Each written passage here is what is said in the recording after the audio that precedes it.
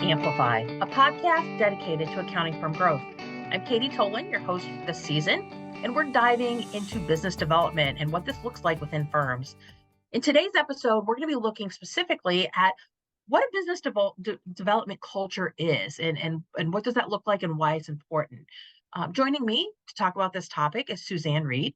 She's the Chief Marketing Officer at LBMC. Welcome, Suzanne. Thank you, Katie. Welcome. Thank you.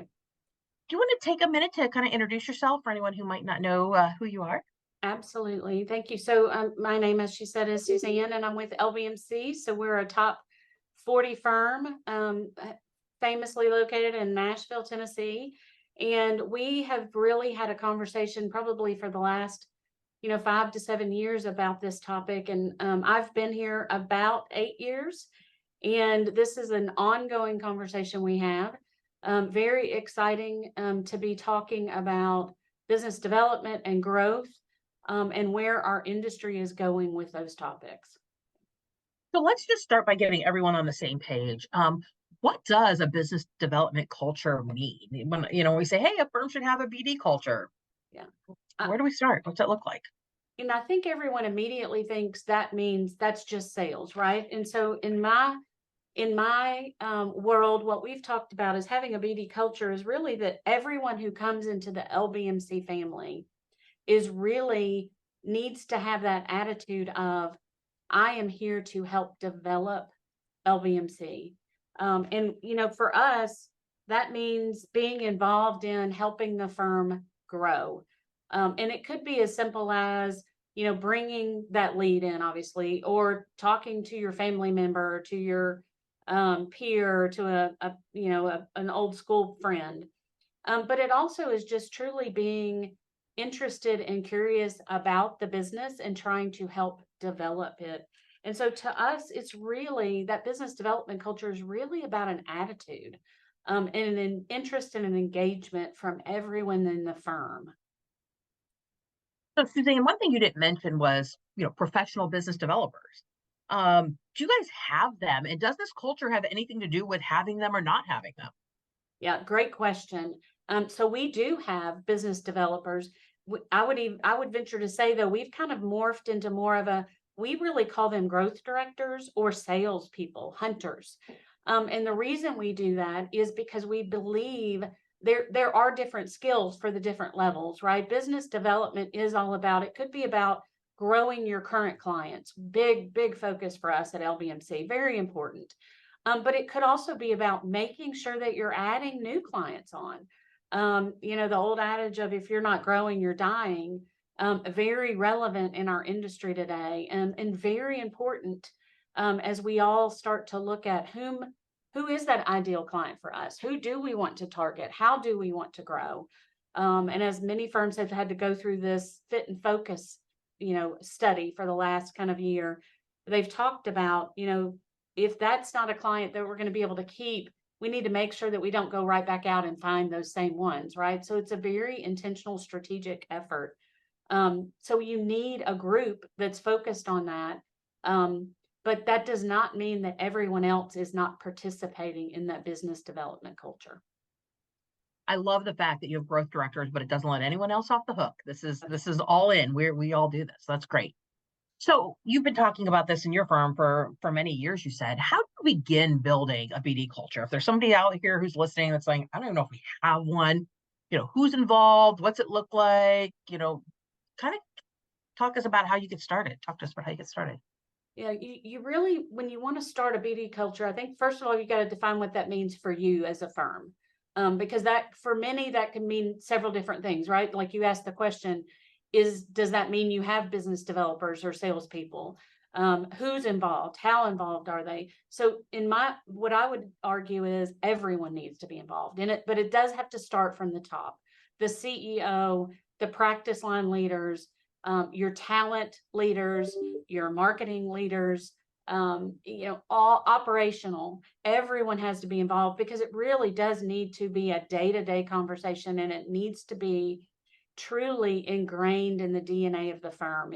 The question becomes, how do we train day one individuals coming into the firm? They're coming in as staff members, or they're coming in as entry level roles, it's got to start day one for them. For the ones that have been there for 30 years, how do you transition them to that business development culture? Many firms have been very blessed, and that business just kind of comes in from reputation, from the compliance need, from the aspect of the pent up demand or the new regulations, et cetera, right? So building that business development culture shows that, again, for some, it's really just making sure you're asking your client that question, you're involved, you're in front of them. For the growth director, that salesperson that's out there hunting, it's going out and finding those people and showing them the solutions you have and really helping to create a demand or create a need or to create a belief that we've got a solution to solve their problem. So it really does involve everyone. It's really not just on the business development team or the salespeople. The talent has to look for that as they're screening new talent.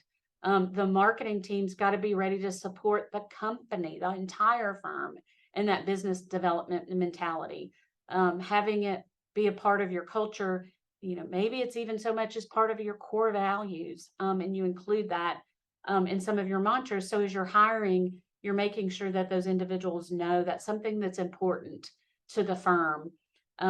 Your hardest part of that is probably going to be your existing team that's been there for 30 or 40 years and how you change their mindset. I would argue, though, when they're client focused, many times we may not call it business development, but good client experience, good client service typically leads to great business development. We may just not call it that, right? So, okay, so we have this culture, we got to get it started. Um, I think when I think BD culture, I think sales. So talk to me about training. Is there sales training? Do you have like lead gen? You talked about gather or the hunters. Are there hunters? What training becomes part of this culture? And is it the same? Is it one size fits all? Or does it kind of vary by who you are and your role in the firm? Yeah, it's a good question because those are the things, obviously, if I talk about you've got to have it day to day, you've got to have those pieces in place. And I think it's a little bit of all of those things. One, I think you've got to have, real strong process and methodology and thought process around your sales and your growth directors, et cetera. But then you've also got to support the rest of the firm in encouraging lead generation or, lead sharing and lead following up. We've got something we call team lead, where we pay any individual who offers up an opportunity. We give them a monetary amount, and we do that quarterly to encourage that behavior.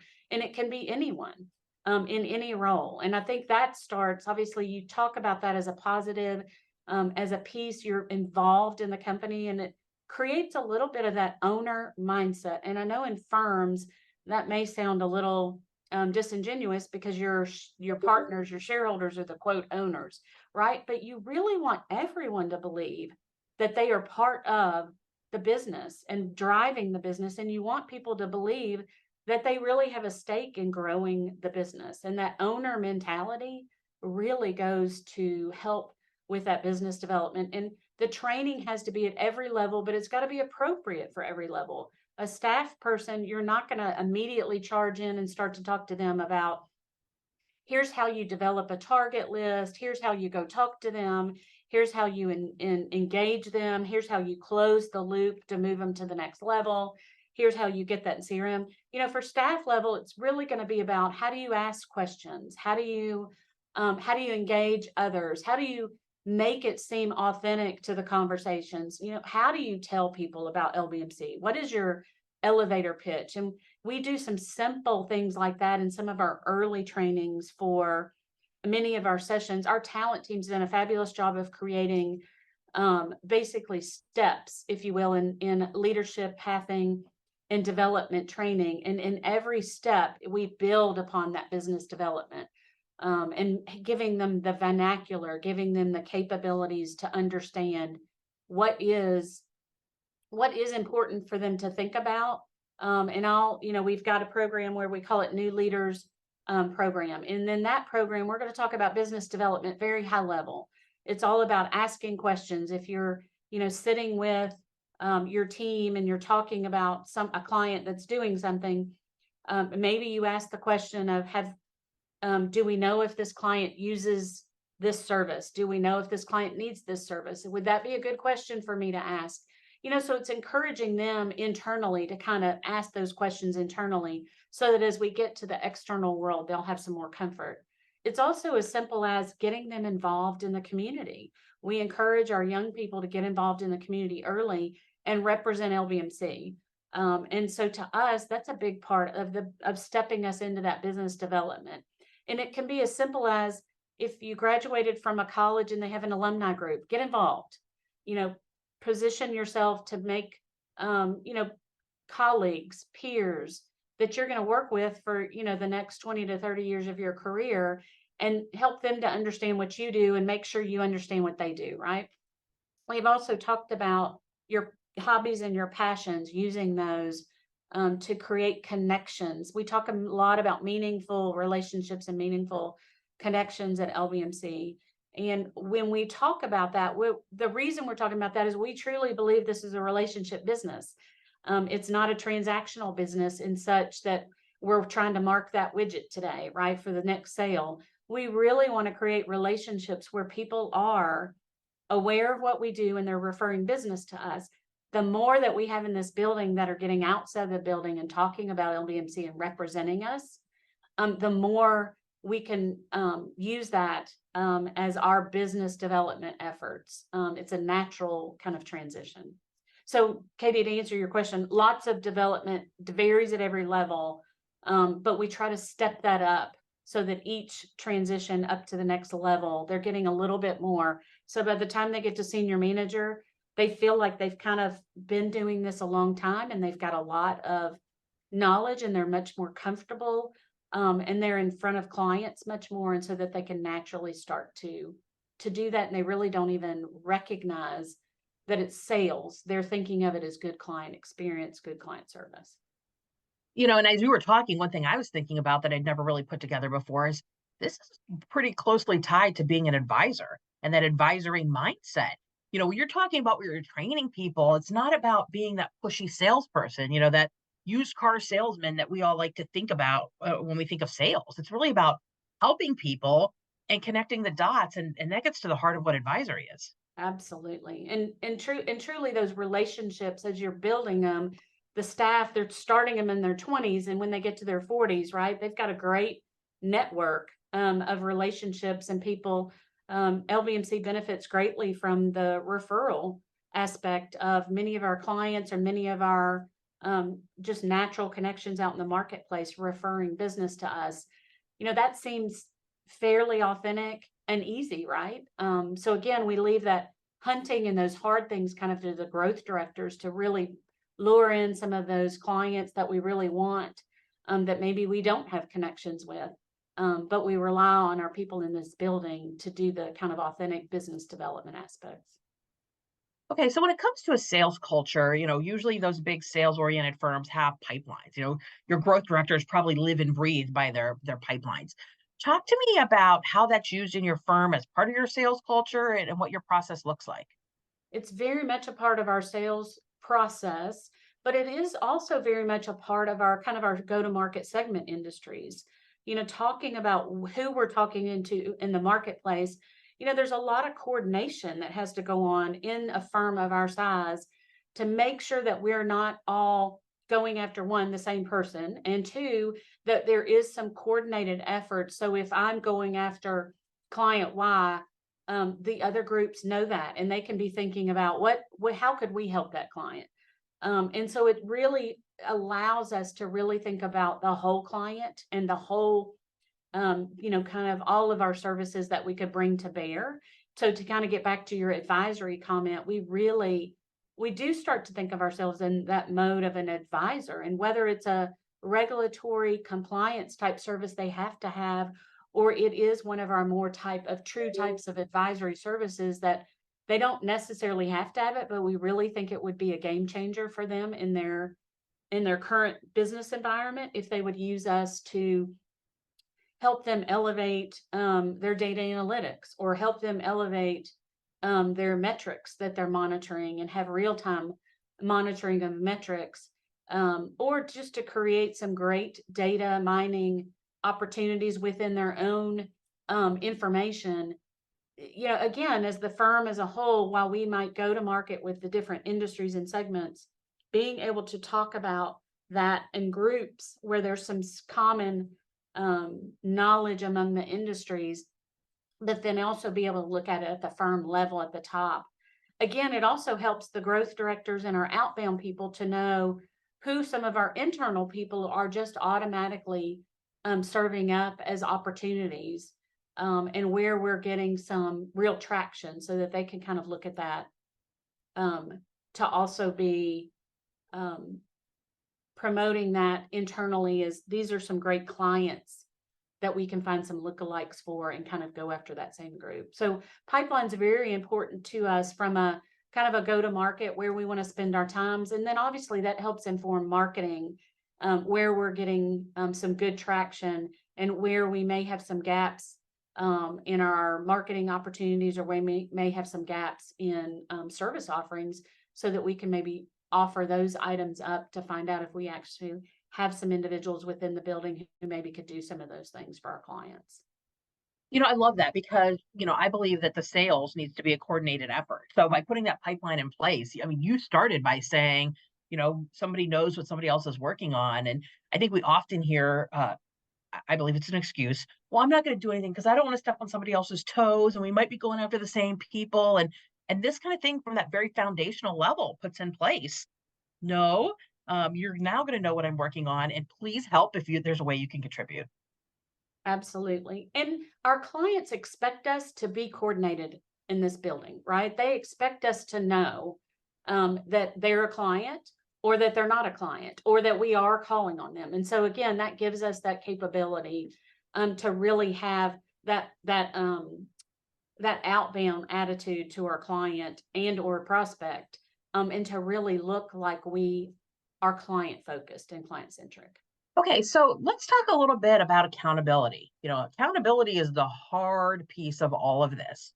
How do you make people accountable to a culture? That's probably not an easy metric, an easy number that accountants love to use. So what does accountability to culture look like? That's a great question. That's a really good question. And I think that's probably some of the harder pieces, because that you've got so many different levels, right? So you've got the staff that's coming in that, again, they're starting at ground zero, and you're just encouraging them with attitude and behavior and slight modifications and building a base. And then you have your shareholders who maybe have been here 30 plus years, and you want to kind of help instill that. Some of them naturally have it, some of them naturally don't, but they may be doing things that really are more that business development culture, but they don't espouse it that way, right? Or they don't talk about it that way. And so I think it's really kind of coming back to when I said earlier, you kind of have to define what your business development culture is. And at LBMC, I think the way we define it is being curious, asking questions, wanting to help your clients be the best that they can be, and trying to be problem solvers and come with solutions. And so to us, a lot of times we're not saying we have a business development mantra, or we have a business development culture. What we usually say is we encourage people to ask questions. We encourage everyone to be all about the client. We encourage our teams to think about solutions for the clients and to offer up solutions. I think you'll even find much of our content is about how can we help you, and not so much about here's our next service or product that we want to push. And so again, for us, it's really an authentic voice that we really have. And so because we don't push so much on that business development term, many people buy into that because they believe our firm is very much a client or people first, people centric environment. And so the accountability comes in, if you're encouraging it, everyone's responsible. There's almost a little bit of a influencing going on there. Everyone is encouraging each other, and everyone is making each other better. And because we all do kind of have that client first we start to talk about how are we helping the clients? What did you do for the clients? How are our clients growing? What is our client satisfaction? What's our client NPS score? And so many of those things are very ingrained in our culture and very important.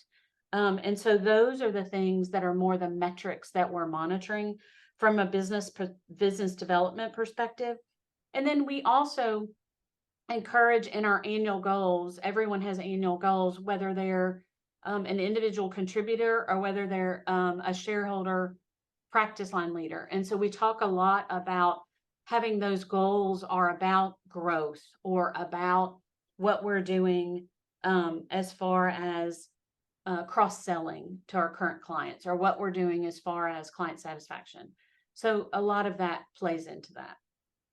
Yeah, when you were talking, I was wondering how it impacted like performance evaluation. So the fact that you tie this into your goals and actually encourage your goals to be there, well, then that becomes a measurement tool as well. And it's very level appropriate because everyone can have a goal that's very suitable to who they are and how they contribute to the firm. Correct. So again, it's not always about, I think so many people think business development culture, oh, that means all of us have a revenue goal. And that's really not what that means because again, we call a lot of our individuals that influencing factors, they're ambassadors. And we use LBMC ambassadors to help us with recruiting, but we also have some LBMC ambassadors that help us with business pursuits and business activities and business being visible out in the marketplace and all of those things. There's never just one thing, right? All of those things contribute to that overall kind of culture of being very, we like to say people centric. Obviously, I wear the client hat, so I always say client centric. The talent team always says, talent centric. But the reality is, it's all about those relationships and the connections and the meaningful relationships that we're creating internally and externally. I love that you use ambassadors because you're right. You hear about that in recruiting all the time. And really we're all ambassadors for our firms in different ways and in many different ways. So I love the fact that you're kind of breaking down that silo. It's not like them and us. It's a hey, you're an LBMC ambassador and here's what that means. Absolutely. And the future firms, right? You've got to get everyone in the boat. It's no longer, just about, the shareholders no longer have to carry all that weight. It really is. The younger generations want to be all in. They want to feel like owners. They want to be bought in. They want to be part of the success of the firm. They want to help. They want to know they contributed. And so I think it's a, really positive time in the industry that getting everyone rowing in the same direction. Obviously that visual, gives us the picture that if we're all rowing in the same direction, we've got to get there faster and easier. I just was talking to somebody yesterday and they talked about the importance of showing that somebody is understood and, understanding where they're at and how, simply asking questions and listening can help you. And then that's how you can then figure out where to utilize them and how to empower them. And it sounds like that's a lot of what you're doing as it relates to business development. Yeah. And I would say we do a lot of, you asked earlier about how do we, train, and listening is something that we instill at every level. How do you listen? How do you listen well? How do you listen for, as a leader, how do you listen for your team's pains? As an individual, how do you listen for client, interest? How do you listen for client problems? How do you listen for opportunities? And so we talk a lot about listening and what does that look like at each level and how can you listen better? And then how do you respond to that listening? And so I think you're absolutely right. That really important piece of that is just truly being able to listen and decipher what you need to do with that information. You guys have been on this journey for a while now. So how do you know that your firm has this culture? It's not like something you put in place and, we're using the technology by the next tax season and it's done. So how do you know that we've adapted to culture? And then I guess, as a follow-up to that is, are you ever done? Like, have you checked this off your to-do list or is this something you constantly work on? Yeah. I'll answer the second part of that first. You're never done. There's never a check mark, which is very much reminiscent with marketing, right? You're never done. You're always evolving. You're always adjusting. You've got to be agile because you've got to, a lot of this relates to what's going on with the client and their thought process and their their behavior. So you've got to be listening to that. But I think there's also the aspect of you've also got to be aware of your team and your team's skills and your team's abilities, and where your team is kind of in their evolution. And so you're never done. It's a constant. It's a little bit, I laugh and say, it's a little bit like teenagers, as they're going through those teenager years, you've taught them to have manners, but you're still saying, remember, say thank you. Remember, say please. Remember. And at some point, it just kind of happens, right? But you've said it probably, you can't even count how many times. I think that's a little bit of how the attitude of you've got to have about a business development culture. Partly because I don't think we're one of those firms that's very dogmatic that's going to say, okay, tomorrow everyone has to do X and we'll know that we have a business development culture. If it's authentic, if it's going to work, and if it's going to be instilled in your culture, it really has to be something that everyone believes in and that the leadership encourages and recognizes. And I think that to the point of it's got to be parts of our core values. I think it also has to be part of our ongoing, annual goals again, at the level appropriate goals. So I think you've got to do all of those things. And so, how do you know you're there? I think you can see progress. I think you can set up, progress steps, if you will. And I think as you start to see more lead generation, more collaboration. I think you start to see more consistent client satisfaction scores, that you feel like clients feel like you are making them aware. I think you start to see consistent sales. I think you start to see consistent buy-in from everyone, that everyone realizes it's their role. So I think it's one of those things where when you feel like everyone is on the same page, when you start to talk about your culture and business development, however you define that, is always in there.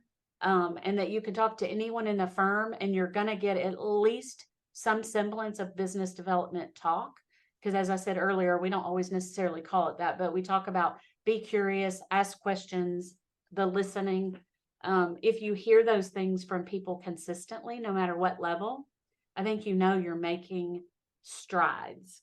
And to me, I think that's how you're moving it forward. A culture is really just about people buying into it. It doesn't necessarily mean everyone's perfect and everyone's doing it. But I do think us starting with talent, knowing that's important, helps greatly in shifting your mentality. I also think at LBMC, we're very fortunate in that, even our founders, a big part of why LBMC is here and how they're here was we wanted to help clients be successful. And because of that, we started all these other LBMC companies. And so to me, it's truly just innate in LBMC as a company, and we've progressed. I think we have to continue to evolve and we have to continue to focus on it. But it really has been there from the beginning, and it's just incumbent on us to keep it there and to ensure that everyone we're bringing on board buys into that and that we continue to evolve. As we said, as I said earlier, we're starting a separate sales team, and that sales team has to even buy into it, right? But it's got to be a part of our overall culture. And we don't want individuals out there that are just out there selling for the sake of selling. We're asking them to be relationship people. We want them to sell to the ideal client for LBMC. And so I think everything we do, we need to have that business development aspect. And I think we think that now. All right. So I want to ask what your firm leaders think of this, because as you described metrics, they weren't numbers. As you said, it's never done. This isn't a checklist that we can tick off as done. So this is a little more fluid, a little more gut kind of measurement. So how do the accountant types that you work with, do they see progress? How do you think they view progress? I think they would view progress with some of the programs and the pieces we've put in place. So having a team lead program that goes across all services and all companies, And watching that grow and watching that we have more individuals that are actually participating. That's kind of one aspect, right? And then actually setting up, we instituted a growth director role about 2.5 years ago. Seeing the success of that role, that's all new. They only work on new. And the fact that we've shown that has some real returns, right? That has a real return on investment. And then actually stepping out and now saying, we want to add more of those, and we're going to bring those and make those in their own separate group. And we're going to bring in a sales leader, because what we know now is we did pretty good at that. We know we need to do more of that. And so that's kind of that next evolution of that. So I think in seeing those returns and seeing the success that we're having, to me, that's where you get the buy-in from the leadership, because we're stepping into some new programs, into some new elements that we didn't have 5 years ago, to kind of make that business development more ingrained in what we're doing every day. Okay, so somebody who's out here listening and we've sold them like, hey, I probably need this BD culture. I need to take it outside of the partner's hands and get everybody involved. Do you have any advice or tip, or how would they get started? I think the first thing that you need to do is define what business development is and what you're trying to do with it. And I think a lot of people want to define it as um, sales, or they want to define it as we're going to do a better job with sales, right? And to me, I think it's bigger than that. I think you've got to say, what are we expecting everyone to do, and how do we want everyone to play in this? So I think that's your first thing, and getting leadership buy-in. Do we believe this is important, and do we believe we need to do this? And once you have those two things, the leader buy-in and kind of that defined, then you start to decide, how do I want to, just like any project, how do I want to start to influence this project, and where? If you currently have a business development person, maybe start with them. What are some things you'd like everybody in the firm to know and to help you with? And then kind of the next step might be, what sales what did our pipeline look like last year? Can we improve our pipeline with this mentality this year? And what improvement are we looking for? If new clients is a really big focus, how can we focus on new clients? How can we set up some structure around that? So again, it's not a simple answer. I don't think it's a turnkey, but I do think the number one thing is to really define what business development culture in your firm would be. For some, it's a big leap to say, we're going to hire a business development person, because they don't have one. The shareholders do all of it. So that could be a really big leap. So you might define that business development culture by saying, we're going to bring somebody in who does nothing but business development, and have leaders buy into that. If you've already got a business development person, it might be again to ask them how the rest of the firm can help them with business development. And then your pipeline, and your efforts regarding your pipeline, obviously looking at those. If you don't have a pipeline, establishing a pipeline process, coming up with, what do we have in our queue? What the probability it's going to close? Who's taking the lead on these activities, and who's monitoring? It could also be as simple as, who are our target clients for the next year? Who do we want to go after, and which clients do we want to grow internally to X levels?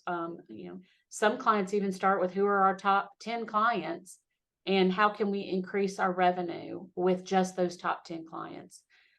So again, depending on where you are, if you have absolutely nothing, I think your absolute first step is, what do we want to define business development as? And I want to get all of the leaders on board. And I would even propose coming up with a champion at the shareholder level to help you move it forward. I love that, because you just gave a ton of different examples for all the different ways that you could go. And there's more than what you shared. And I think so many people think it's the knocking on the doors, the cold calling, the cold outreach, and that's what business development is, when really it's not. That may be one aspect of it. And you've employed, your growth directors to actually go out there and be the hunters. But there's so many other aspects that contribute to business development, and no two firms are alike. So I love the fact that you said, start with what this means for you. Right. Well, some firms have instituted the client account service manager role.